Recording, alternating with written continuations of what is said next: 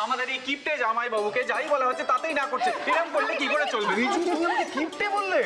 একদম একদম ঠিক বলেছি। ও মোহর, বাড়িতে এসে সব সাপোর্টার পেয়ে তোমারও দেখছি জোর বেড়ে গেছে। তা আমাদের মোহরকে কি তুমি দেশে ভেবে দেখো? দেখবে ও বাড়িতে গিয়েও মোহর তোমার উপর ঠিক এরকমই জোর দেখাবে। ঠিক ঠিক বলো তো। আরে অর্জুন, আরে অর্জুন, এই সবাই মিলে তো আমাকে কোন ঠাসা করে দিচ্ছে। তুই কিছু করবি না ভাই? কি করে করবো বলতো? তুই সত্যি কি কিপটে শুরু করে প্লিজ। আচ্ছা আচ্ছা, ঠিক আছে ঠিক আছে ঠিক আছে, ওকে।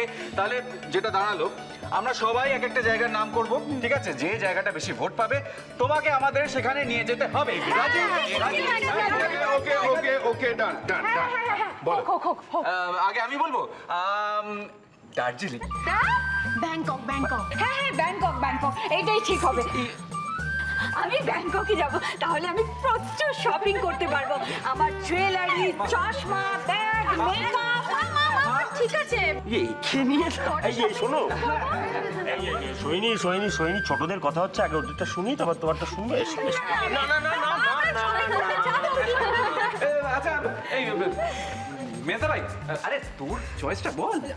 আমি বলবো, সবাই আগে বলুক না, শুনি। ও আচ্ছা আচ্ছা, তাহলে কে? বৌদি বৌদি বৌদি তুমি? হ্যাঁ, হ্যাঁ। আচ্ছা ঠিক আছে, দাঁড়াও। সুইজারল্যান্ড। সুইজারল্যান্ড বৌদি?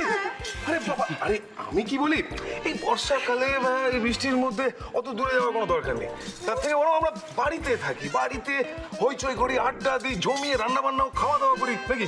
হ্যাঁ, আমি যে বলেছিলাম কিপটে, হয়ে গেল হয়ে গেল। খাওয়া দাওয়াটাও বাড়িতে করবো না হয় আমরা সবাই মিলে একটা রেস্টুরেন্টে যাই, সেখানে গিয়ে আমরা।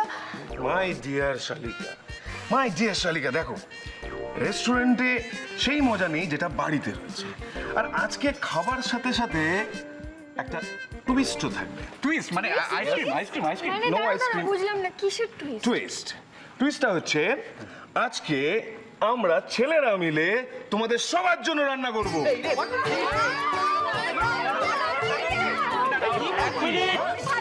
এক মিনিট, আমার একটা কথা বলার আছে। আমার এলেম কিন্তু চা পর্যন্ত, হ্যাঁ। আর দাদার তো বোধ হয়।